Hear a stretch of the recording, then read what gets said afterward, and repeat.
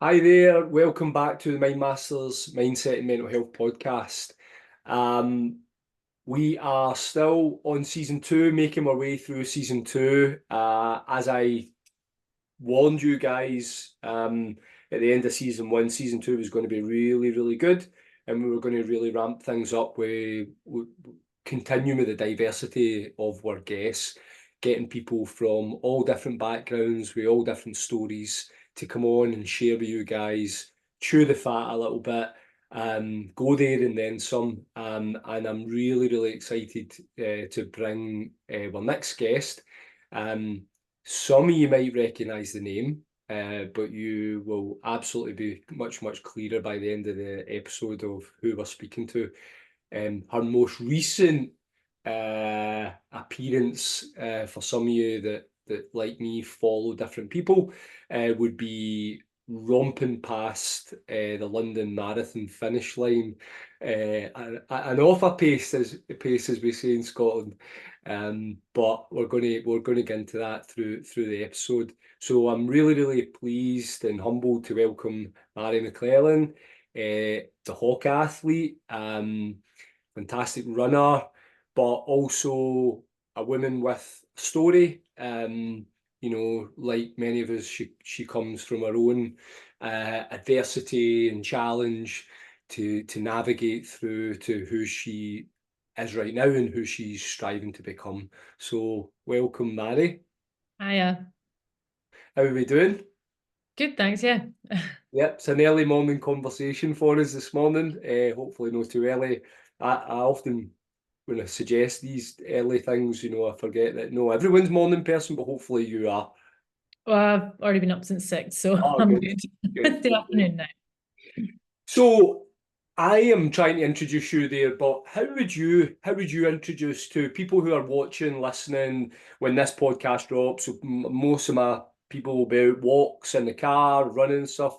How would you introduce Mhairi? So I'm from the Highlands. I'm a safe sport advocate, an activist, I guess you could say.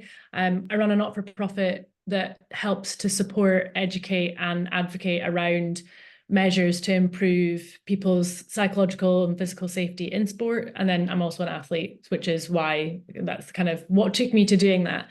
I've got my own lived experience of, I suppose, um, yeah, abuse in sport. Mhm. And the advocacy service, because I was actually reading about that over the weekend. That's yourself and another girl that started that. Yeah, so it was myself and my co-founder, Kate Seary. We're both runners. We met through campaigning.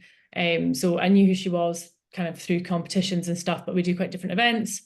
And we came together with another athlete 3 years ago to run a campaign for a policy implementation within UK athletics. And from there, we sort of decided to forge on.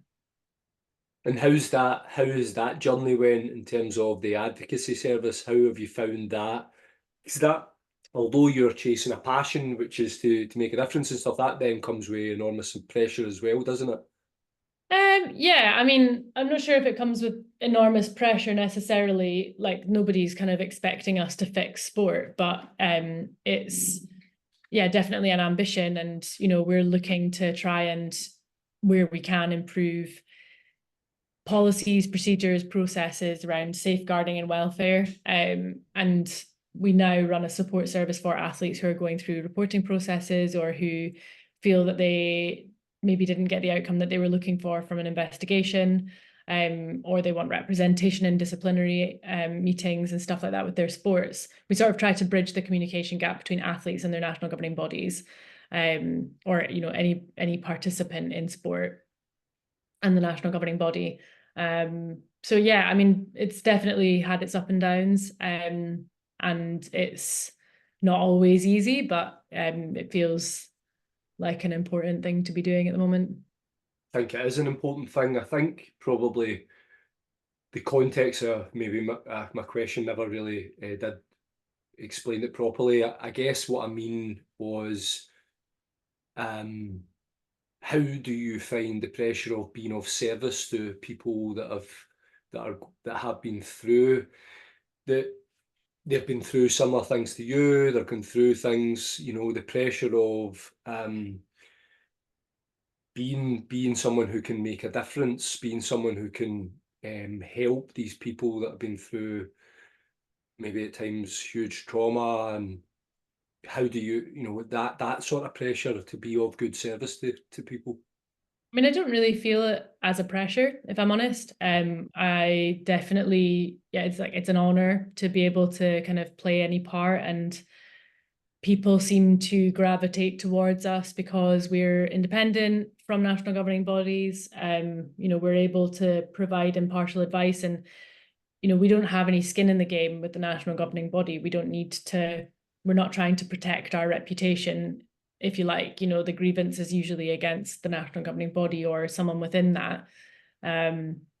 So we can kind of provide that, yeah, impartial support, if you like. And so I don't really feel it as a pressure. Obviously, you want to do justice to the athlete if you can. It's not always possible. But yeah, I really don't perceive it as a pressure. It's just I feel very lucky that people feel that they can rely on us or they can get something from us. Mm-hmm. We'll come back to a bit more about the service that you're doing with that. I want to take it back a bit, so we'll bounce straight into that there, which is good. I like that. I like the unscripted way. So where does Mhairi begin? Where does the story begin for Mhairi? You mentioned growing up in the Highlands. So where does it begin? Where does your sort of start kick in terms of getting into running, and how does that journey develop? It's probably not that interesting a story or that different to anyone else's that's been in the sport for as long as I have. I'm from a really active family. We did a lot of hill climbing, canoeing, mountain biking, etc. when I was a kid. And I guess because when you're in primary school, you have to write about your weekends.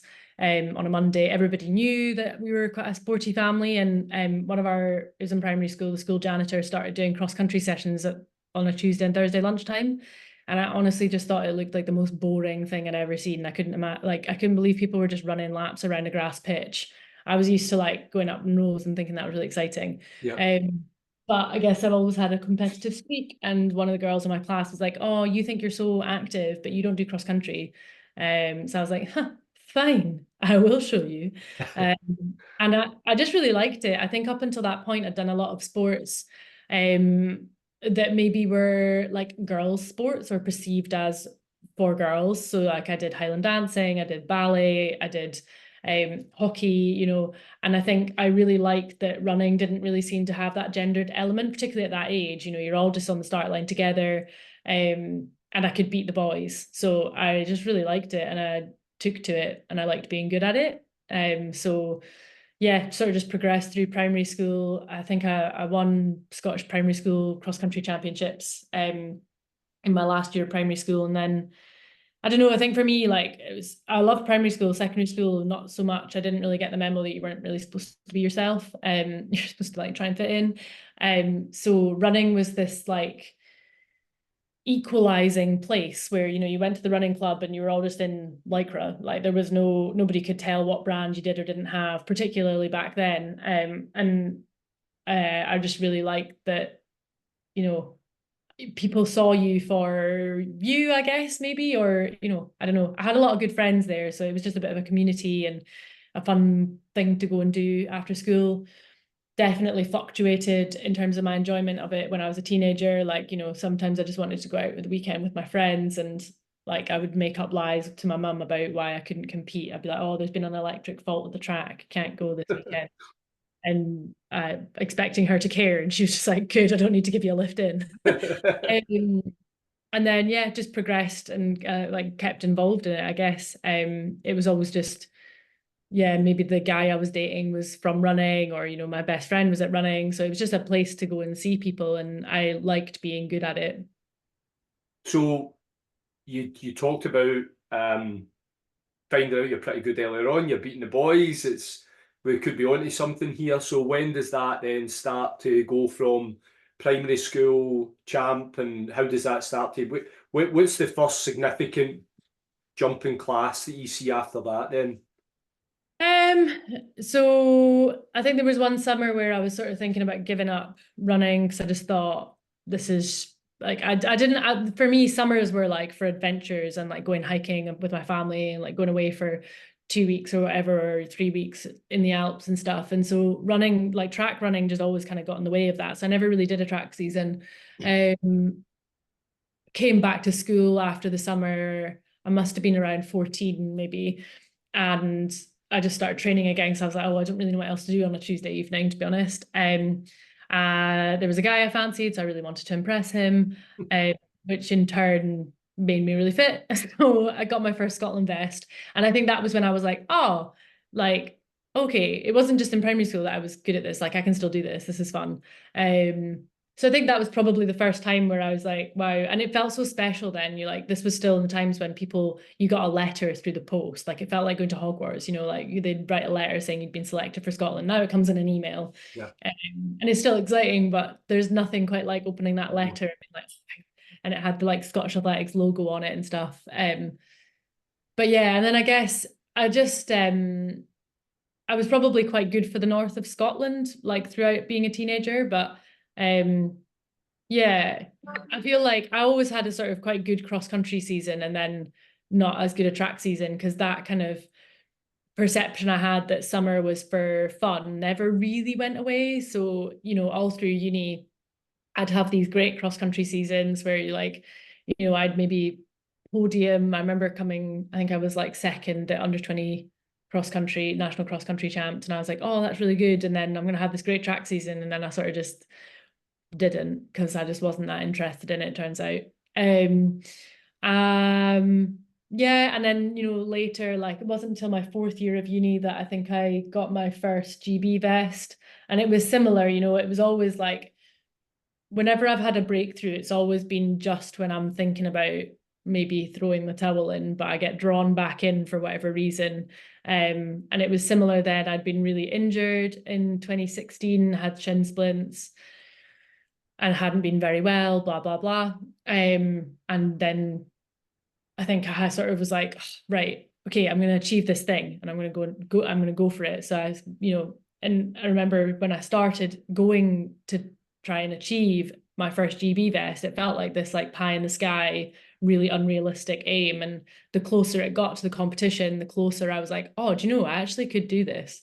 And I suppose, yeah, I had a couple of good years after that, then more illness. And same with the marathon, I feel like I wouldn't say I've had like a star-studded time in sport at all. It's definitely been peaks and troughs and periods of quite a reasonable amount of success and then kind of going back to normal, if you like. So yeah, I don't know. That's, I suppose, a rough summation of my time in sport. Yep, it is. You kind of missed out some key highlights, which I would certainly have mentioned. Not to mention what you just did in London. I mean, I know it's just very insignificant, but No, not at all. but for those that are listening, you just did something pretty special at London, didn't you? Yeah, so I won the British Champs at London Marathon, and yeah, so first Brit, and I ran 2:29 for the marathon. So that was really good. It was sort of, yeah, debut of dreams. Couldn't ask for more. Well, you can always ask for more, but yeah, it was brilliant.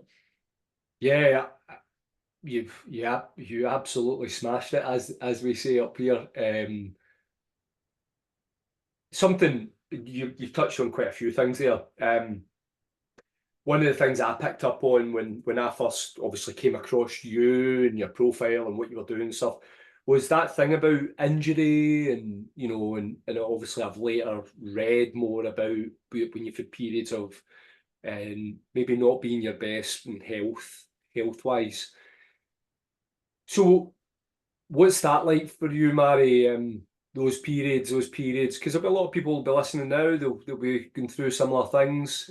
What's that been like in terms of when you have had periods when you just can't catch a break, the body's not with you, it's not, you're not aligned, your mind and body. And what's that been like for you, and how have you got yourself through those times?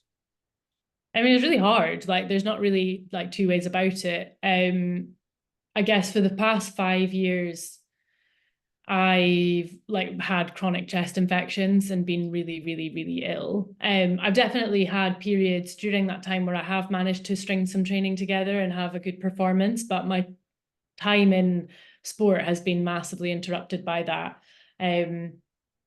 Yeah, I guess from 2017 to 2019, I kind of had consistently good performances, and I've sort of thought that was like the beginning of my running career, if you like. I've always run, but it's felt like, oh, I'm having a breakthrough. Like maybe I could do this on a more full-time basis. It was quite exciting. I signed with a management agency. I was like, brands were talking to me. It was really exciting. And I had like 3 GB vests in a row, won Scottish national championships for cross country, was running PBs on the track.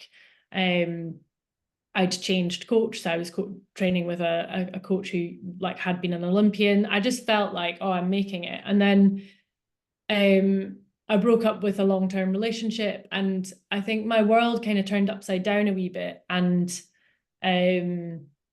I felt less focused on running. I think for me, from 2017 to 2019, although I was performing really well and it was exciting, and I probably had quite an unhealthy relationship with sport, it definitely was, it was just quite intense. I definitely I'd had struggles with eating in my early 20s, and I feel like although I was fueling, I don't know how healthy I was with food. I think I was still quite controlled and quite stringent, and definitely had some interesting like controlling behaviors that I was demonstrating about myself, just like weird shit like labeling everything in the flat, like the milk was labeled, like just in case I didn't know what it was, and I guess those behaviors were coming to the fore because I felt out of control in other ways.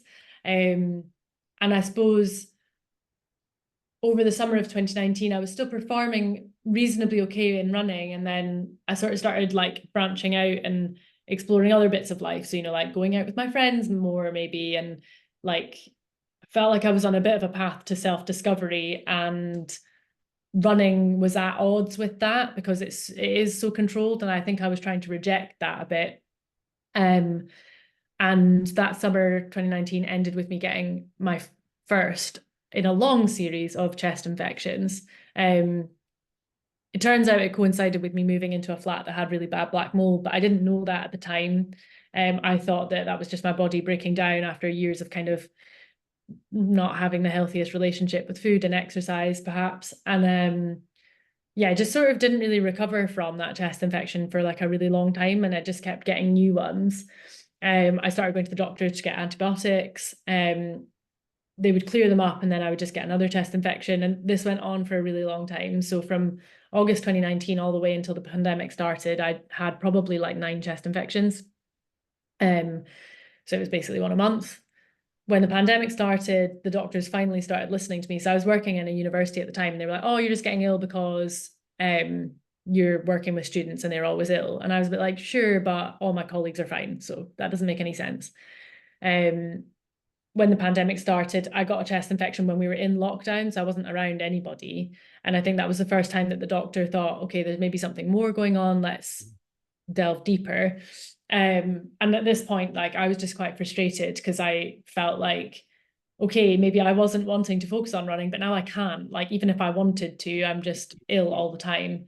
So I felt like maybe the pandemic offered me an opportunity to like slow down my life and really focus on like how I could get better and rebalance stuff, be a bit less manic. I'd kind of been super controlled and stripped back my life of all the joy. 2019 summer filled it with joy and also trying to balance with running. And then I needed to kind of recalibrate, and it was a bit of an opportunity to kind of find that focus. I started getting tests in hospital. Everything came up as I'm fine. I had chest x-rays, I had blood tests until the cows came home. Everything suggested that I was a healthy person. I had tests, pretty extensive tests to figure out if I had asthma. they said that I had probable exercise-induced asthma, but it just didn't feel like I was like, well, maybe, you know, my mum's got eczema, my brother's got asthma. It's a possibility, but I don't wheeze. The only suggestion that this would be a probable diagnosis is that I get chest infections. It's the only symptom I have of asthma. So yeah, I guess from that point, you know, I tried to pick up running again over 2020, but I still like wasn't really focused. I felt like I kind of needed to figure out what I wanted to do with my life outside of running as well. You know, I felt like I'd put my life on hold for quite a long time. But yeah, I suppose in summary, to not drag on, but those 5 years was a lot of like figuring out what I wanted out of life, what place sport had in my life, and why I was doing it, if I was still going to do it. And I feel like it's taken a long time, but I've gotten there. And in that process, found out that, yeah, the flat that I had been in for 2 years and then the subsequent flat that I was in for the next 3 years both had really, really bad mold problems. And now that we've moved into this new flat, which we moved in January, I've been completely like healthy. I've been around people that have had a cold and I've not picked it up. Whereas previously, if someone coughed, I had a chest infection. But yeah, there's been a lot of tears. It was really difficult. And I think it was like just at odds of my perception of myself. You know, I was basically like this sickly person who was just never healthy. And I didn't see myself as that. I saw myself as like quite a strong, healthy person. But my reality was not that. And so, yeah, that was definitely hard. I was like, you know, I'm a person that's full of energy. I've got loads of potential. I can do stuff. Like, but yeah, my body was telling me, no, you can't go to bed. So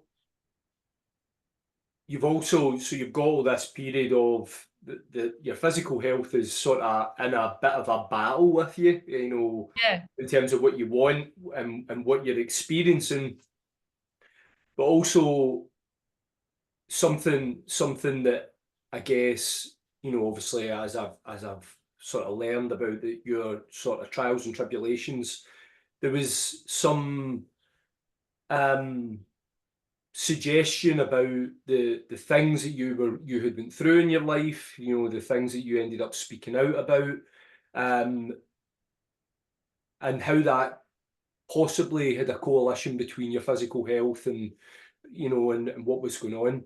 And before I get you to give me your insight into that, it was something that I actually, when I was out a run some months ago, was actually going up Conic Hill at the time, and I was listening to a podcast by Joe Dispenza, and he talks about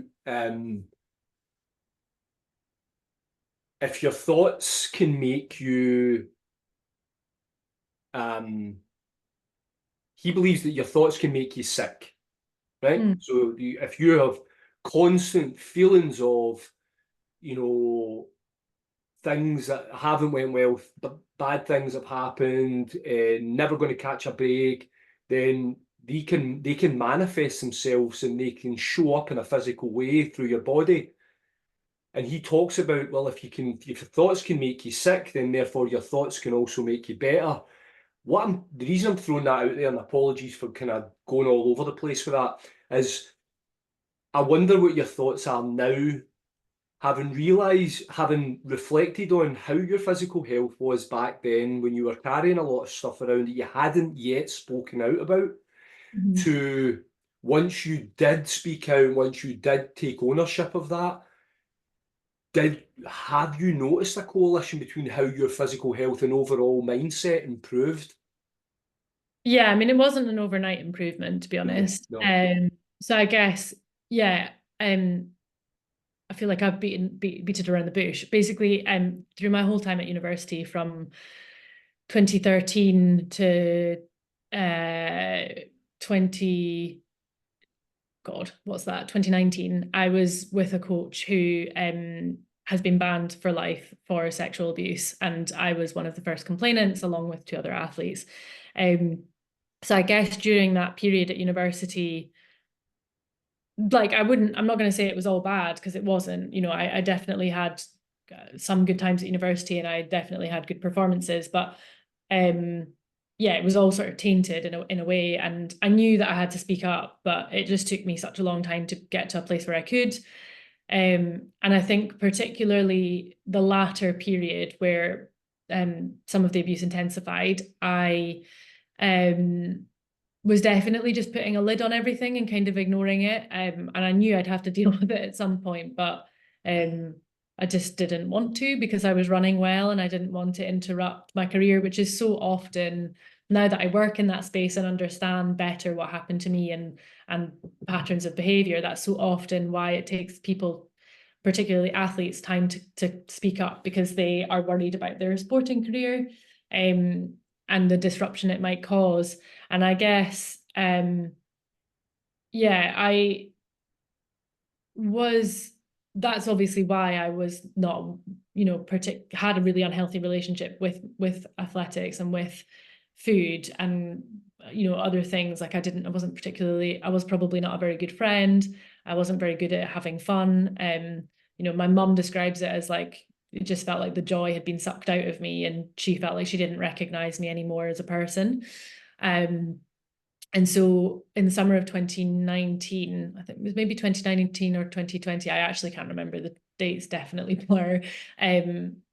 I spoke out, well, I reported what had happened to me, along with, and the other two athletes also reported what happened to them at the time. And during the period of that investigation, I definitely felt liberated, like to an extent, that something was happening. And then when the case concluded, and there was a bit of a process. Initially, it was a 3-year ban, and then there was an appeals process, then a panel hearing, disciplinary process where I was cross-examined, and that was all awful. But yeah, there's definitely an element of it being liberating.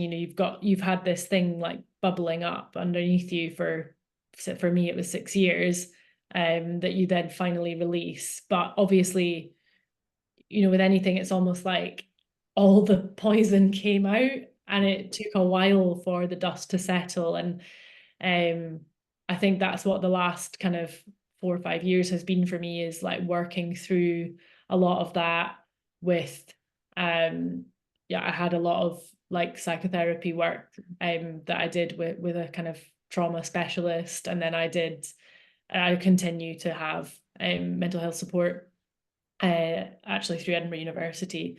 And she's somebody I worked with previously as well, like just for sports stuff.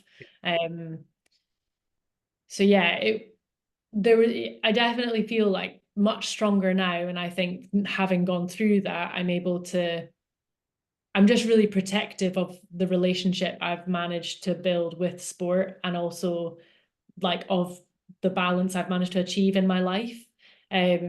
So whenever I feel like I'm becoming a bit too intense about running, which is really easy, it's really easy to do because of the behaviors that are like rewarded and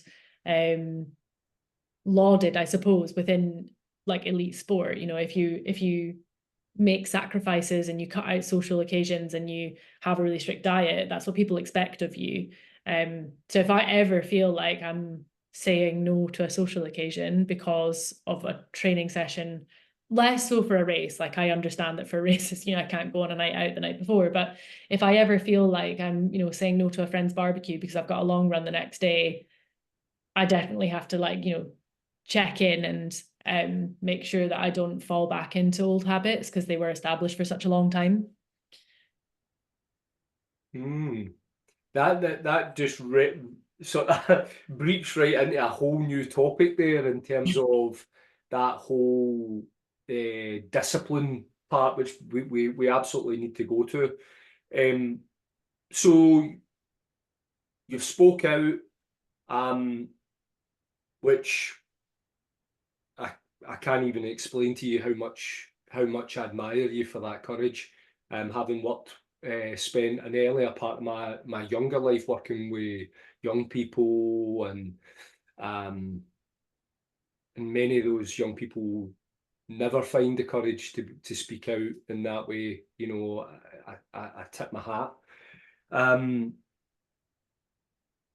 So you start to get yourself back on track physically. You spiritually, you're starting to unburden some of that baggage, but obviously that doesn't completely go away. It's not like that's the end of the matter. Um, and then you start to sort of get yourself back on track in terms of who you are as a woman, try to navigate, yeah. You start to sort of work out a bit more about who your identity is moving forward. Yeah, I think it was, my identity was so like closely like intertwined with me as an athlete. Yeah. So I had to really detangle that and figure out who I was beneath all of it. And that was quite hard because, people would introduce me, and I actually really hate it now when people introduce me as like, oh yeah, this is Mhairi, she's a runner. It's like, yeah, sometimes, like Mhm. for an hour a day, I'm a runner. And then I do loads of other things and I'm loads of other things. So I think that yeah, it's definitely, do you know what? Like it's a really hard process. It's a really difficult process. And I've definitely but like also it's really fun like figuring out who you are and like in hindsight, it's fun. When it's done, you're like, oh cool, that was good. That was Yeah. good fun. It's never fun when you've got to do the work, is it? But once the Oh, work's it's hard done, though. yeah, it's like I guess a cool analogy would be you blitz that London Marathon finish line, and people just go, well, I mean, that's Mhairi, the hockey athlete. I mean, of Mhm. course she's going to do that. They don't see. Well, I mean, you could probably tell us what that prep for to put that performance in, what that prep actually is. People and they're like, yeah, but that's I mean, of course, and it's like it almost diminishes the shit that you've got to go through and do to get that result. Yeah, I mean, obviously, like not everybody has to go through all that shit to get that result. I think like I had a lot of work to do before I was ever going to be ready to get on the start line of a marathon. I know I've always known I wanted to do one, but I've never felt ready before. And to be honest, even when like I had my last like the last seriously intense period of illness that I had was from September to basically yeah mid-November. So when I started that marathon build, I was starting from zero because I'd been absolutely like bedbound to the point where like pootling on my bike from point to point to watch my partner in a 10K in Edinburgh floored me for the next day. Like the next day I'd spend the whole day in bed. So we were starting from a place where like my immune system didn't exist. Um, so yeah, I mean, I think like that marathon build, probably more than any marathon build I'll ever do, hopefully, was such a like journey of like me getting to a place where I was physically and mentally strong enough to take that on. Because yeah, I had a lot of like through a lot of the marathon build, I was like, yeah, it was just get through the training, but like obviously, like probably not going to make it to the start line. I just assumed I wouldn't, because it took me like 8 goes to get to a half marathon start line. So I kept getting ill or injured, so I just assumed like I won't be able to do this first time round. Like I'll have to do a couple of marathon builds before I get to go to one. So I sort of freaked out 2 weeks to go. I was like, oh shit, I'm gonna have to run this thing. So yeah, I booked an emergency appointment with my psychologist to be like, what's going on?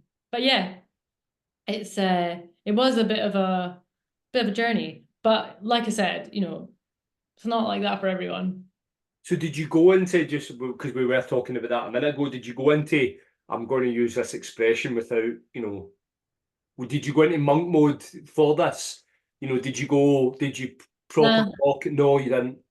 No, I specifically didn't because I just didn't want to change my life. Like I think I made an agreement and a pact with myself that like I think, so I've been working with my current coach for like 2.5 years now. When I started being coached by him, I made a pact with myself that I was never gonna like make sacrifices in the way I used to ever again. So, like the Saturday before the race, we went out for dinner with friends to their house. It was like a low key event, but like I had couple of glasses of wine and it was nice. And I got up the next morning, did my run, and like in the week leading up to the marathon on the Wednesday, I was like, okay, the Wednesdays far enough out from the race that like I didn't have a drink or anything, but or maybe I did. I actually don't remember.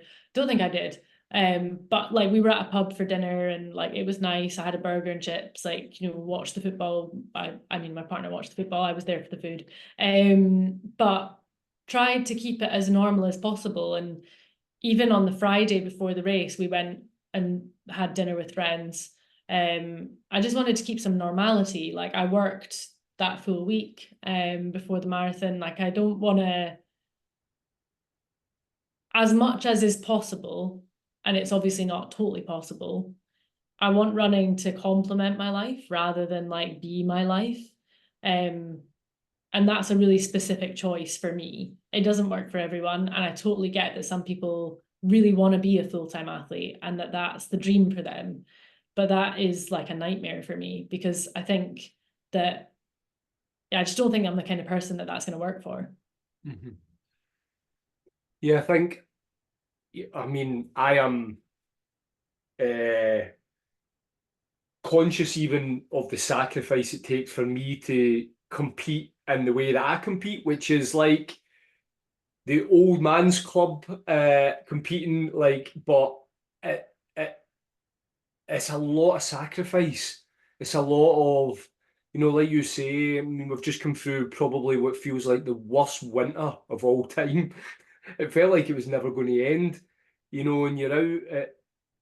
For me to balance training with work, family, and any other thing that you don't want to give up because it's important to you, and you may be catching up with someone or studying something, to train in a way that you can actually show up in a race and do okay, it takes a lot. Even like you say, like I probably tried to be like you, not lose my character and who I am. Um, to be still present if my partner wants to have a conversation with me rather than going, what was my times and did I Yeah, do those split, all that crazy stuff. But at the same time, it takes a lot. yeah. Yeah, I mean, I've definitely been that person that can only talk about your splitters. And you know, I think a lot of people that I went to uni with would like attest to that I was a boring arsehole and like, you know, I would not go to social events, I'd cancel last minute. I like was obsessed with running and like what a boring thing to be obsessed with. Honestly, like, do you know, it's not like there's a limit to how much you can talk about it, but I'm probably going to really piss people off by saying that. But yeah, I mean, don't get me wrong. I also train really hard and I don't miss a day of training. And when I say I'm flexible with training, it means I rejig it. So like, you know, this weekend, for example, I went and like climbed some Munros with my family. That wasn't on my training plan. So, you know, I spoke with my coach and I said, do you mind if I switch my long run to Saturday and instead of a long run, do 3 Munros? And then I'll do my session on Sunday.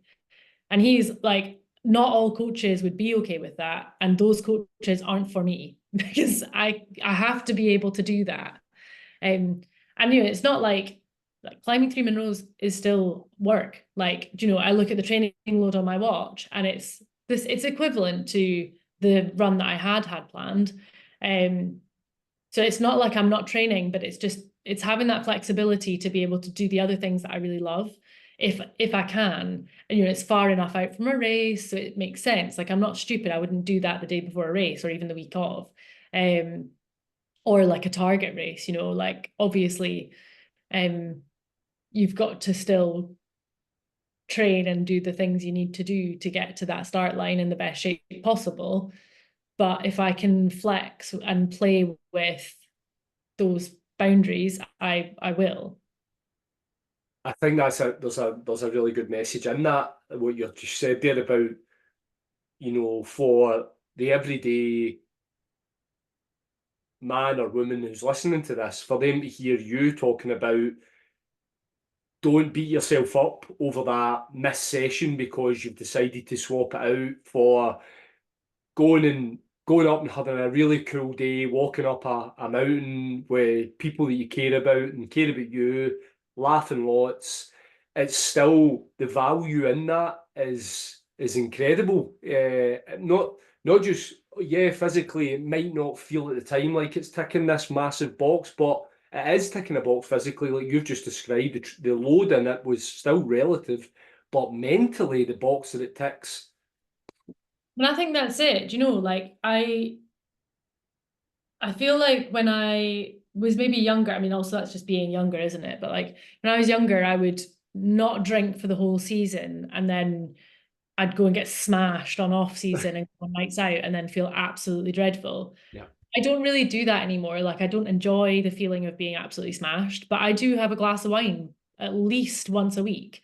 And I'm not like that's fine. It's not going to do anything to you. It's yeah, not going to kill you. It's not poison. And so I'm happy to do that. And as long as you're like hydrating around it, and I still get my 8 hours sleep. So like, if there's a night where my partner's not a runner, so you've got to, everything's got to be a compromise. You can't just be like, oh, well, I'm the athlete, so your whole life has to change for mine. So, if he wants to go to the cinema until 11 o'clock, fine. But that means that I'm maybe gonna have to change my gym session to another day, or I might have to like do it in the afternoon because I'm still gonna get my 8, 9 hours sleep. But I'm not going to get up at 6 a.m. and go to the gym unless I'm getting to bed at the right time. And if getting to the bed at the right time means sacrificing quality time with my partner, then I'm not going to do it. Do you know? And it's yeah. just okay, you can't do that every week or you can't do it every day, but you can make it's just having that flexibility and not being like I think some people get into the mindset that like they have to do things exactly to the letter or they won't succeed. But actually, if you are constantly saying no to things and constantly sacrificing to the point where it actually feels like you are sacrificing, then you're not going to be as happy. You're not going to be as positive a frame of mind as you would be if you allowed yourself to do some of those things. And so ultimately, it's more detrimental to like strip back your life of all the things you like outside of the thing you want to achieve. Um, so yeah, I try to do that. It isn't easy though, and it is like No. it's a constant. You've got to be constantly aware of it. Sometimes you can slip in and you're like, oh shit, I haven't seen friends for a week. Like, need to go and see my friends. Uh, Mhm. yeah. I'm curious. Well, last guest, Jack talked about what running has given him or what it gives him in his life. I'm curious, what has running gave you, or what does running give you? That's a good question. I think I mean, it gives me loads of stuff.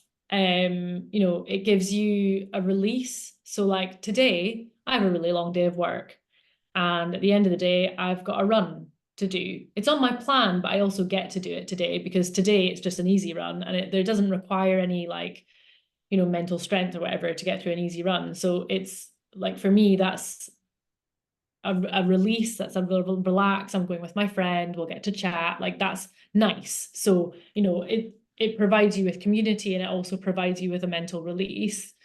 Depending on it solely for your like mental health purposes, not good. Because if you're injured and then you have nothing else that you do in your life to make you feel good, then you're going to feel really shit if you're injured. Mhm. Um, but yeah, it provides that to an extent. Also provides structure, like, and I quite like that. I work well with structure. Mhm. Um, so that's probably a more minor thing, but it is nice knowing what you have to do each day and like it helps you like divide up the year and like have goals. I really like working towards a goal. I'm a very goal orientated person. I mean, I think human beings are in general. So that's um always good. You don't always achieve the goal, but again, being flexible with your goals helps you always achieve one of them. Um yeah, I think, there's loads of transferable skills as well. There's like, you learn how to lose, you learn how to suffer, you learn how to fail, you learn how to problem solve, um, you learn resilience, and like it is just also good for you. Like the endorphins that are released in your body from exercising every day means that you might be in, you're benefiting from those endorphins every day. That's great. Um, there's loads of stuff that like it can be bad for as well, but there are loads of positives. Mhm. And also the the person that comes into contact with you after the run is they're blessed with that because you, as you say, you're enjoying the endorphins, but they get to enjoy the endorphins too. My partner also doesn't run, but she certainly gets to enjoy the best version of me post run, Yeah. as opposed to maybe pre-run when I'm sort of still carrying a day of work or other people's sort of business on, and you're looking to put that to the bed, you get out a run, you just ditch all that, you process things a little bit different, the right chemicals are cooking, and then your family get the best version of you, which is nice. Yeah, exactly. Yeah. And, it doesn't have to be running that gives you that. It can be whatever your like release is, whether that's like rock climbing or swimming or canoeing or Mhm. baking or painting. It's important to have that thing in your week or your day if you can manage it as often as that. That means that you're bringing your best self to the people that you care about. Mhm. Something I was thinking about so you're a hawker athlete, yeah? Yeah. I love hawker. So we can talk about a brand that you are a hawker athlete and I bloody love hawker, so we'll talk about that.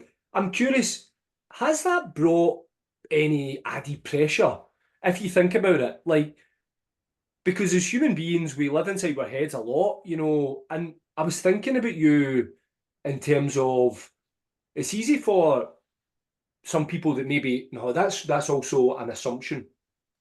I'm making a statement there that say someone without the sponsorship or the brand maybe behind them.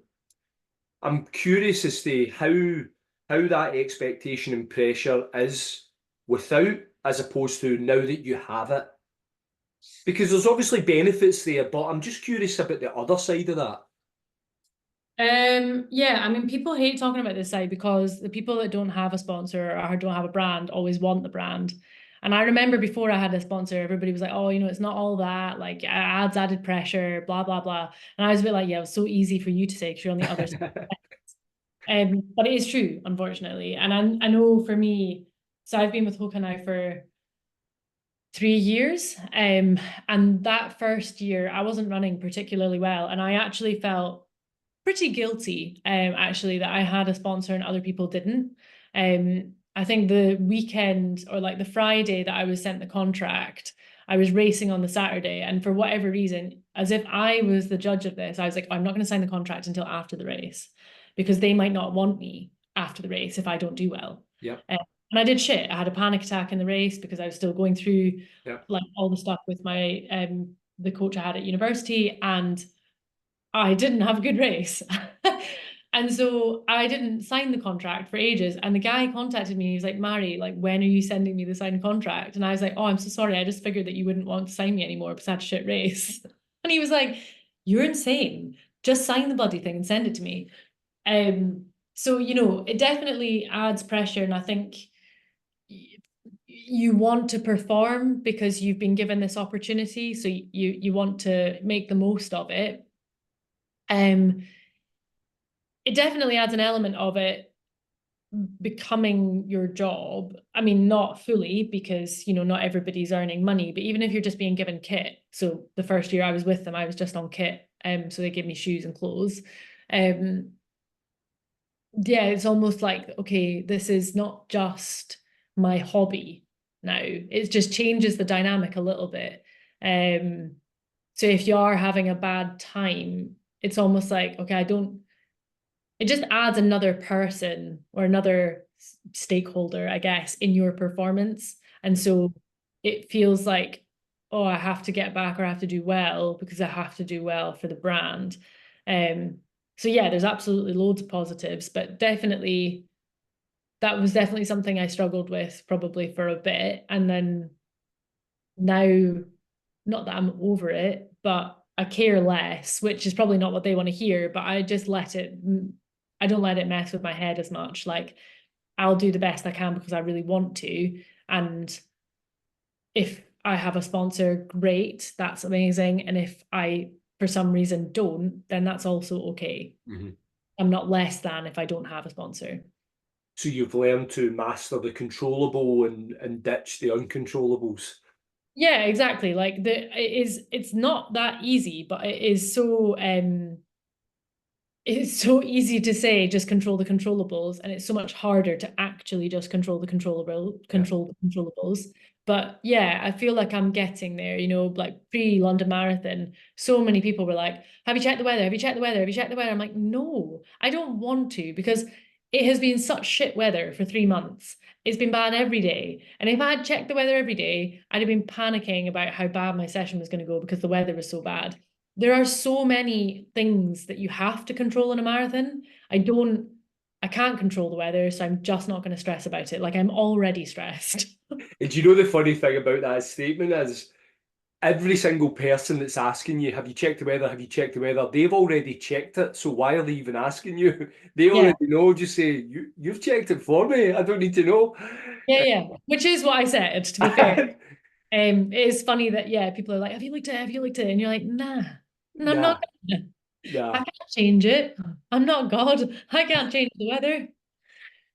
Um, I've just looked at a couple of questions that I'd had down here. So we've covered actually quite a bit of this, but how aware of you, how aware are you now of your mental health and how you can raise it or what might lower it?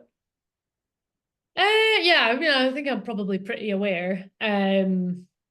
Of, yeah, just like I'm just a bit more attuned to like what I need to do to make sure that I feel good. Like, you can probably see the bed's not made. That's stressing me out. So I know I need to make the Well, bed. the good thing is that's also everyone's going to see that you've not made the bed now. I know, so good. I'm really happy about that. That's making me feel really good.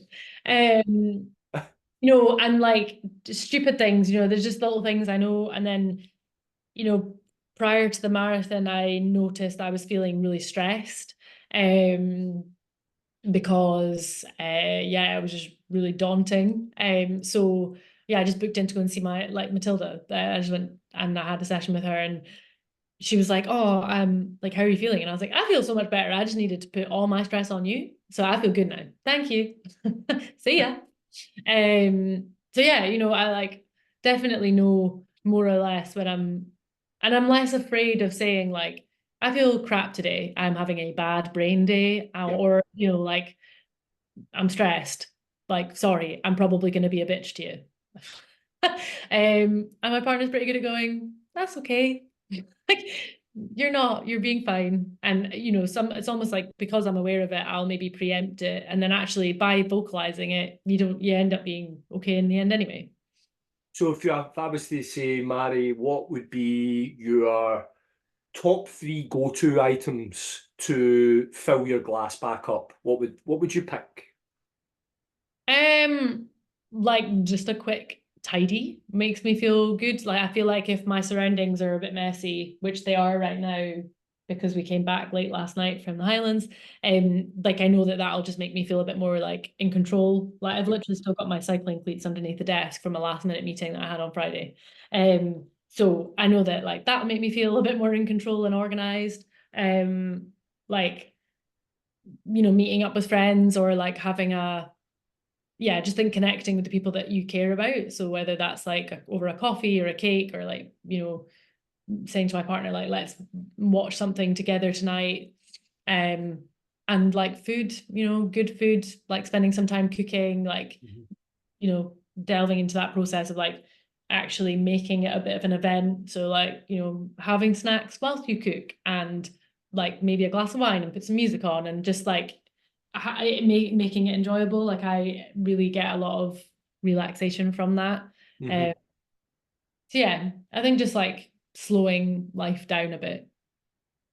I like that. I like what you're describing there is what a lot of your points there is all about your environment. Your environment clearly needs to be. I spend a lot of time talking to people and one-to-ones around the two things that's really going to change your state is events or your environment. So if those are the two things that can change them negatively, then naturally those are the two things that can change them positively. So your environment being the people you spend your time with, the places you spend your time, or what you consume. And you sort of, it sounds like your sort of things that's going to lift you up is around that whole environment piece. Yeah, exactly. Yeah. Yeah. Um, One of the things I was thinking about um, is what comes next. Because when we talk about, again, I thought a lot about this when you crossed the finish line at London, strangely enough, because I knew we were potentially going to be chatting. And I was like, well, where does she go from here? What comes out? So, again, I was talking about this in the last podcast about I had a really powerful conversation with someone who's done unbelievable things out and, has ended up on TV and all this kind of stuff. And he talks about this thing called the adventurer's itch. So when you go from a real high and then you go, shit, and you go, right, okay. And you've got to really, like you said, you've got to find what's the next goals, what am I going to do, all that good stuff. I'm curious, what did you feel that little after London? Because they say most people get it. And did you have that moment of going, well, what the hell what am I doing next? Where am I going? Yeah, I mean, I did, and I kind of knew it was going to happen, so I just let it happen. Mhm. Like, you know, after a marathon, obviously you need to recover, so it like takes some time. So, you know, I had that full week off after the marathon, and I'd like made some plans with friends and like, you know, went for a sea dip, like, yeah, organized stuff that like I might not otherwise be able to do. Although I have to say, initially, first couple of days, I couldn't do anything anyway because I was so exhausted and sore, like couldn't really walk properly. You're like, oh, I'm going to do all these things. Oh, wait, no, I'm actually just going to stay in bed. So yeah, definitely took some time. And then I guess I'm still slowly figuring out what's next. I've got plans, but I'm just not like getting too invested in them because I don't have like the energy or capacity to like really, really care about these next goals yet. Um, I just think that that takes time. So I've got a couple of races lined up, but they're not like really important races. I just want to, I know I'm fit just now and I like racing, so Mhm. I'll just go and do them for fun, type 2 fun, obviously. Type two. Um, and then yeah, I mean, I'm definitely like already, I am excited about the next marathon. Like I'm definitely gonna, obviously I want to do another one, and I want to do one in different conditions. So like I'd like to run one with more people around me to see what kind of a difference that makes and see if I can run my own race a bit more. And yeah, obviously like the first marathon build, there was just so much unknown, and I feel like we've learned quite a lot from that. So putting that learning into place will be exciting. But I'm actually getting married first, so that's probably what's next on the list. Yeah, that sounds like the first significant goal that you've got. Yeah, But yes. but I'm That, curious, uh, from what you're saying, does that feel like we're going to see you staying in the marathon game, maybe going after another major or something? so I think we've kind of penciled in Seville as the next one. Heard good things. Valencia's too soon. Okay. And to be honest, I don't really want to wait a full year. Like I sort of like it. I am itching a little bit to like Yeah, try. yeah. I couldn't do it right now, but yeah, so just feels like a good one to try, and it seems that people run reasonably fast there. So yeah, I think I've been waiting probably my whole career, if you can call it that, my whole time in sport to do a marathon. So yeah, I'm definitely not going to stop after one. Yeah, there's loads of other life things to consider, you know, like I want to have kids at some point, and it's just like when does that make sense? And um, you know, is it that you put your life on hold or like that side of life on hold for major competitions, or do you try and do both? Or, you know, what I've still figured stuff to figure out in that capacity. So And I'm curious, just from a personal interest, will we see Mhairi from the Highlands eventually delving into the mountain stuff? Do you think? Will we ever see her? No, she's shaking her head straight away. Oh, and people ask me this all the time, because I did obviously like I grew up like doing Monroe's every single weekend. So it feels, and like I love cross country. So it feels like, oh, natural fit. Like obviously she'll do that. Yeah, absolutely not. For me, like the hills are, I think running is really intense and I love it, but it is intense. It's quite an aggressive way of exercising. And I don't know, for me, there's something really like peaceful and calming about the hills. Like I do Yeah, not want to ruin that by running up them and being in loads of pain and panting and huffing up them. I think I could do it where like, the hills we were doing on Saturday, there were bits where I was like, oh, this is a bit boring, this is a bit of a drag, I could run this bit. You might do that, but that's really just because it's a more efficient way of getting the day done. But I wouldn't ever want to run up them, and I definitely wouldn't want to race them. yeah, Yeah, it's a meditative experience for me, like doing any like Monroes or hill yeah, climbing. Um, yeah, like to yeah. take in scenery slowly rather than try and race. Don't don't lose the therapeutic element. Yeah. Yeah, I hear you. Yeah. Couple of things was in my mind this morning. So I'll do them in the right order. Um, if you could go back and give a little bit of wisdom or advice to the younger Mhairi, Hmm. what do you think you would give her? Oh God, I don't really know where I'd start, to be honest. I'm gonna just say chill out. Like, stop taking yourself so seriously. Like, I think I was so bent on, like, I made it almost my trademark. Like, I don't care what people think about me. Like, maybe you should care a bit more. Like, just you are not that big a deal. Like, and I don't even know that I thought that was a big deal. I think I just thought I'm gonna live my life in this really specific, rigid, controlled way because this is what I have to do.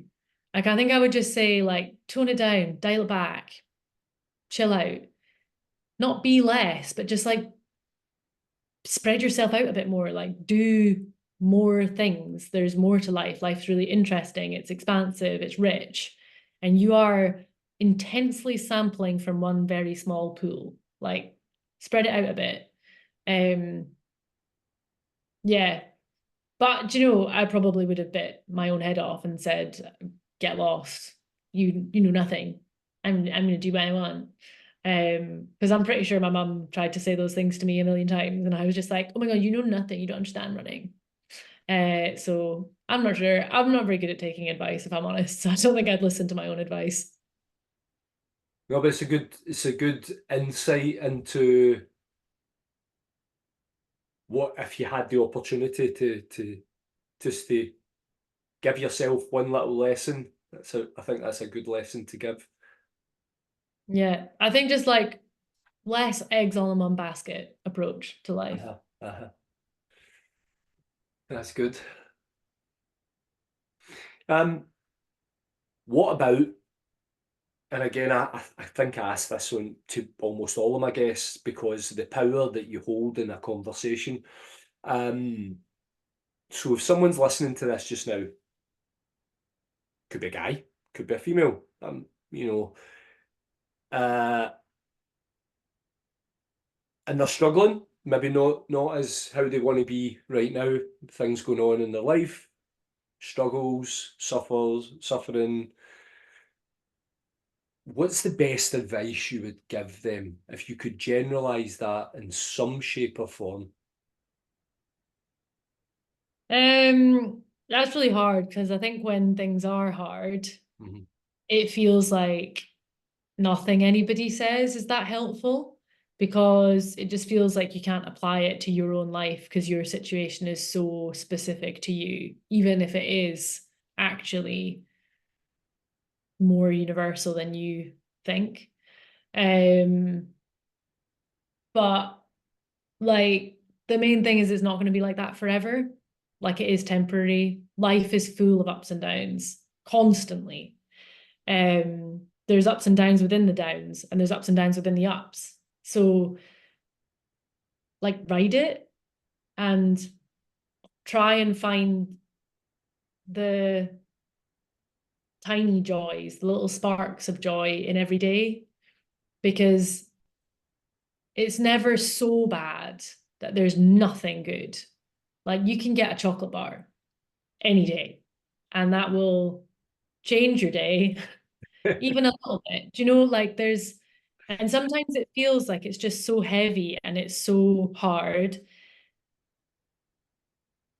But, listen to the song that you like, or like just take it really slowly, take it bit by bit, really like don't lift the pressure off of yourself to move through that pain really quickly and to get over it and to jump back up. And I don't even feel like saying that time is a healer or like it takes time is helpful, because we know that. And so it just means that we're trying to like think about, okay, well, when is the time that I'm going to feel fine? Like, when does that time run out? What am I waiting for? Like, how long do I have to wait? I think it's about lifting expectations off of yourself, to move through it quickly. And like, let yourself feel it. Like my mum said, I remember one point, she was like, it comes in waves. And those waves are really intense, but it does come in waves. Like it's not bad all the time. So feel the wave, like actually feel it, because if you don't allow yourself to like feel that grief or that sadness or that pain, you're going to feel it later in really complicated ways. So, yeah, it's a bit of, like not this kind of like abstract advice. And really not. No, I really like it, Mhairi. It's thought provoking.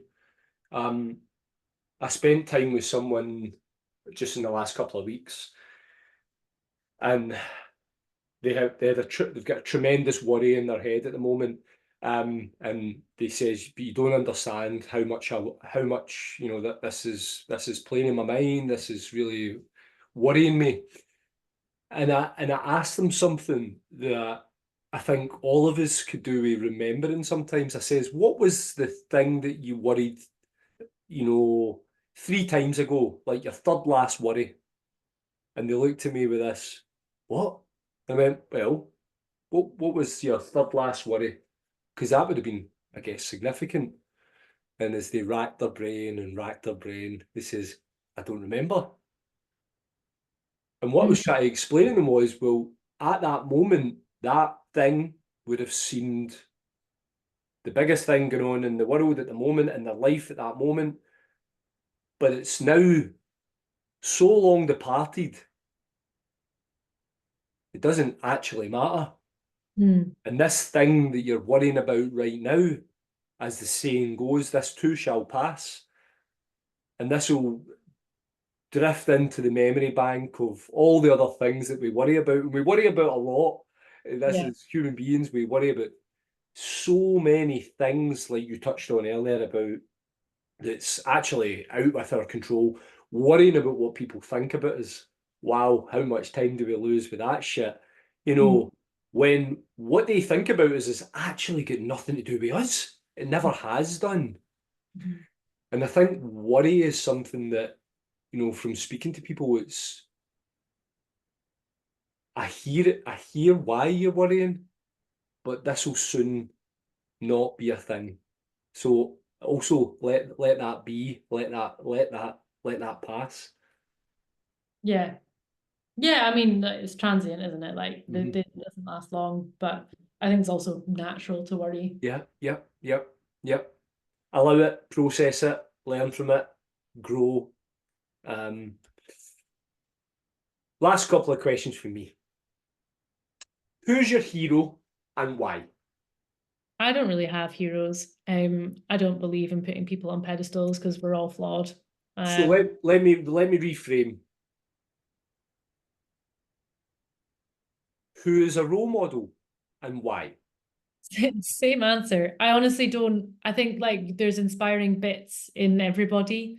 So my dad's always said like take the good from people and leave the rest, and I kind of use That that. that is modeling.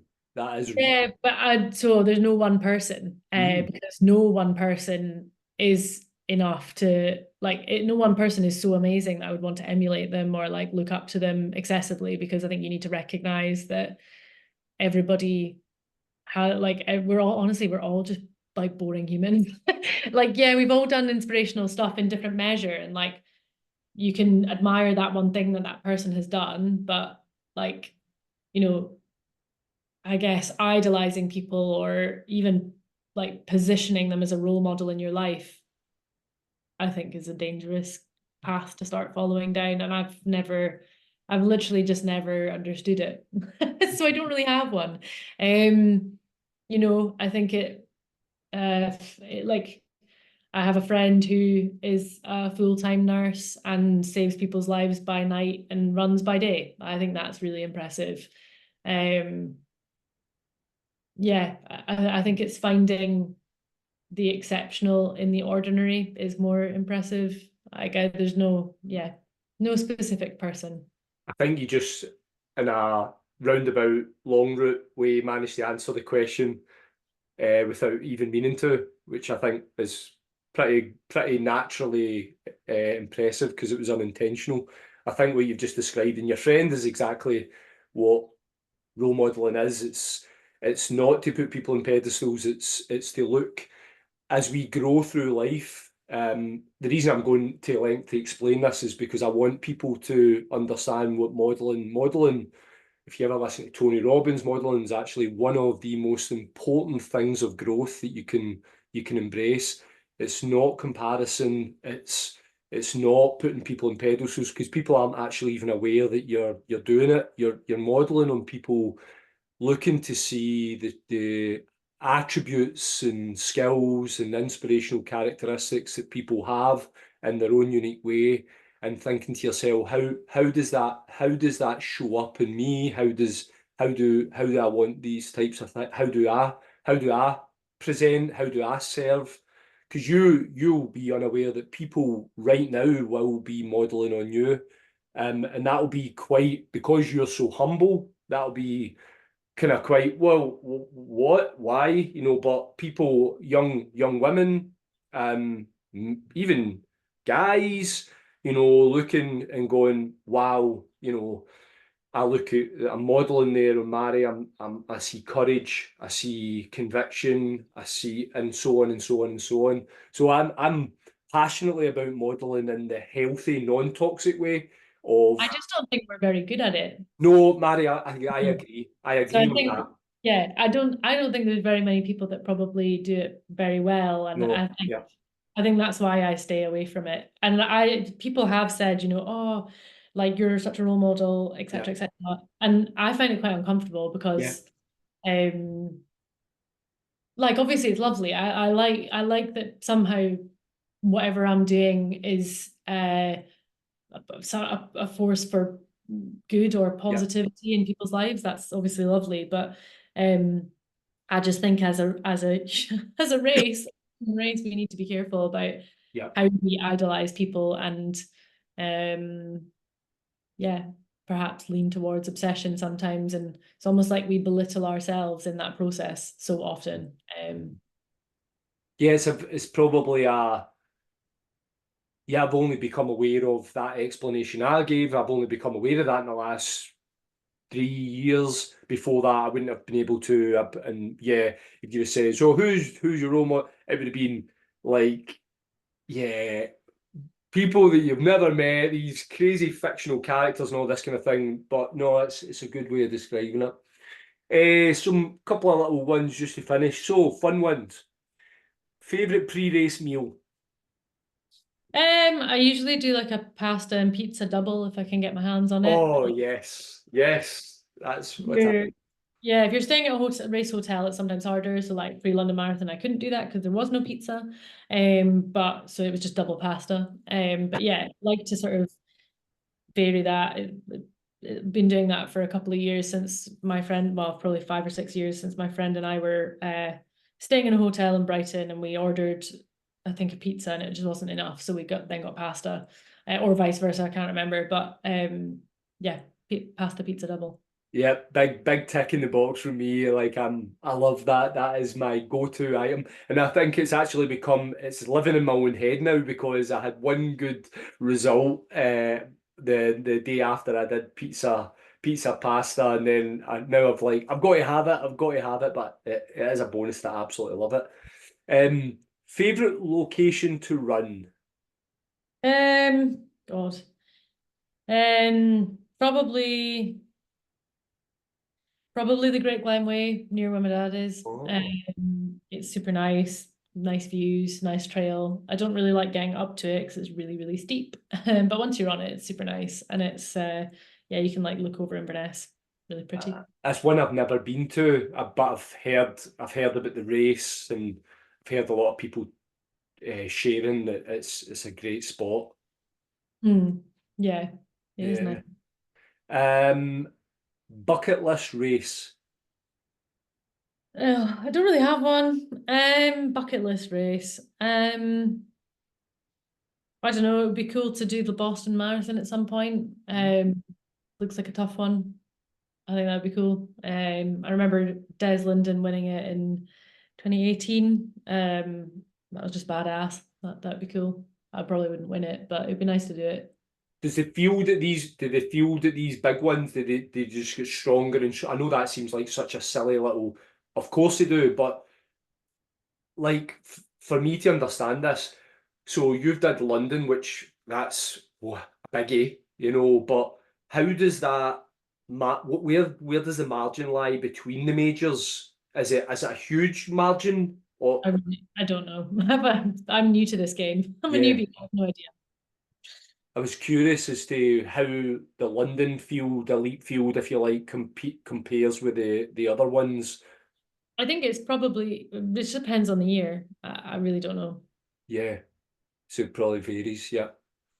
Um, The last one here I've got is favorite mid race.